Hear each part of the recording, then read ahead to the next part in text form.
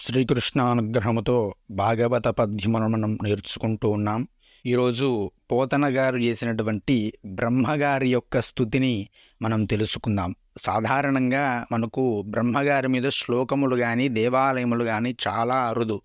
బ్రహ్మగారు స్వయంగా బ్రహ్మస్థానమును అంటే బ్రాహ్మణుడి యొక్క స్థానమును అధివసించి ఉంటారు అని మనకు శివపురాణంలో చెప్పడం జరిగినది. అదంతా కూడా పెద్ద కథ. మున్ముందు మనం ఈ భాగవతాంతర్గతంగా అవి కూడా తెలుసుకునేటువంటి ప్రయత్నిస్తాము. కానీ బ్రహ్మగారిని స్తుతించడం వలన మనకు బ్రహ్మజ్ఞానము అనేది లభిస్తున్నది.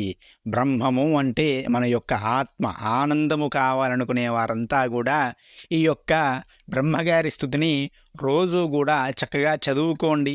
చాలా ఆనందము, మనస్సు ఉల్లాసంగా ఉంటుంది. కాబట్టి ఈరోజు మనం ఆ యొక్క పద్యమును నేర్చుకునేటువంటి ప్రయత్నం చేద్దాం.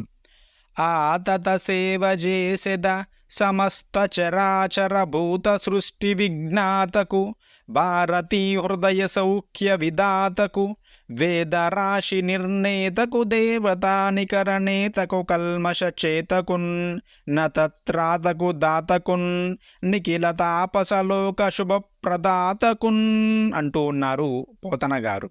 ఆతత సేవ చేసెద సమస్త చరాచర భూత సృష్టి విజ్ఞాతకు భారతీ హృదయ సౌఖ్య విదాతకు వేదరాశి నిర్ణేతకు దేవతానికరణేతకు కల్మషజేతకున్ నతత్రాతకు దాతకున్ నిఖిల తాపసలోక శుభప్రదాతకున్.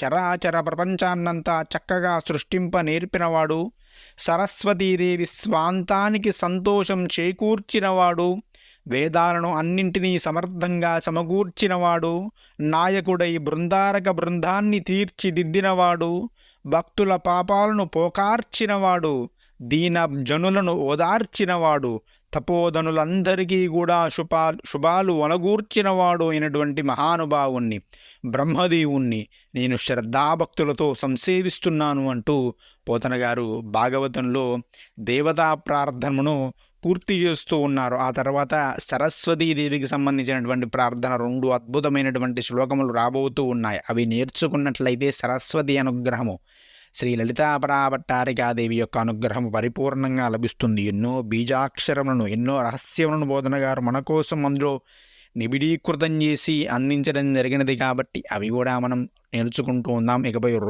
ప్రతిరోజు కూడా ఒక వీడియో మనము భాగవతం మీద, భాగవత పద్యముల మీద అందించాలి అని నిర్ణయం చేసుకోవడం జరిగినది. కాబట్టి మీరు అందరూ కూడా మన ఛానల్ని సబ్స్క్రైబ్ చేసుకొని పక్కనే ఉన్న బెల్ ఐకాన్ క్లిక్ చేయండి. రాత్రి 7 గంటలకు గంట కొట్టినట్లుగా మీకు భాగవతానికి సంబంధించిన పద్యము వచ్చి తీరుతుంది మన ఛానల్లో. అందులో సందేహము లేదు. రాకపోతే ముందుగానే ఆ రోజు ఉదయంగా మీకు తెలియజేసేటువంటి ప్రయత్నం చేస్తాను. కాబట్టి ప్రతి ఒక్కరు కూడా మన ఛానల్ సబ్స్క్రైబ్ చేసుకోండి. ఈ వీడియోను లైక్ చేయండి. లైక్ చేసి కామెంట్ చేస్తేనే యూట్యూబ్ వాళ్ళు మరొక 10 మందికి ఈ వీడియోను సూచిస్తారు. భాగవత సేవ చేసినటువంటి పుణ్యం మీకు వస్తుంది. లైక్ చేసి కామెంట్ చేస్తే భాగవతాన్ని చదివితే బాగవుతాము. కాబట్టి మీరు అందరూ కూడా ఖచ్చితంగా అది చేయండి. భాగవతాన్ని చెప్పినా విన్నా వాడి జన్మ ధన్యమైనట్లే. వాడు చివరి జన్మలో ఉంటే తప్ప భాగవత పద్యాలు కానీ, భాగవత శ్లోకాలు కానీ, భాగవత కథలు కానీ వినాలనేటువంటి ఆసక్తి కలగదు. కాబట్టి అందరూ కూడా ఖచ్చితంగా లైక్ చేయండి, షేర్ చేయండి. మరి కొంతమందికి దీన్ని షేర్ చేసినట్లయితే వారు కూడా చదువుకుంటారు. మన ఛానల్ని అయితే సబ్స్క్రైబ్ ఖచ్చితంగా చేసుకోండి. ఇది నా కోసము కాదు, నాకు ఏదో లాభం వస్తుందని కాదు, దీనివల్ల నేనేమి లాభం పొందాలనేటువంటి ఉద్దేశము కూడా కాదు. కేవలం కూడా ఈశ్వర సేవగా, శ్రీకృష్ణ సేవగా మన అందరం కూడా తరించాలి అనేటువంటి ఉద్దేశంతో నేను యొక్క కార్యక్రమం తీసుకోవడం జరిగినది. చాలా శ్రమతో కూడినది. కానీ ఈశ్వర సేవ అయినప్పుడు అది శ్రమగా అనిపించదు కదా, ఆనందంగా అనిపిస్తుంది. నాకు అమితమైనటువంటి ఆనందమే కలుగుతున్నది. కాబట్టి మీరు కూడా ఈ ఆనందంలో పాల్పంచుకోండి. మరికొంతమందిని ఈ భాగవత ఆనందామృతములో మునకలు వేసేలాగా చేయండి. జై శ్రీకృష్ణ. స్వస్తి.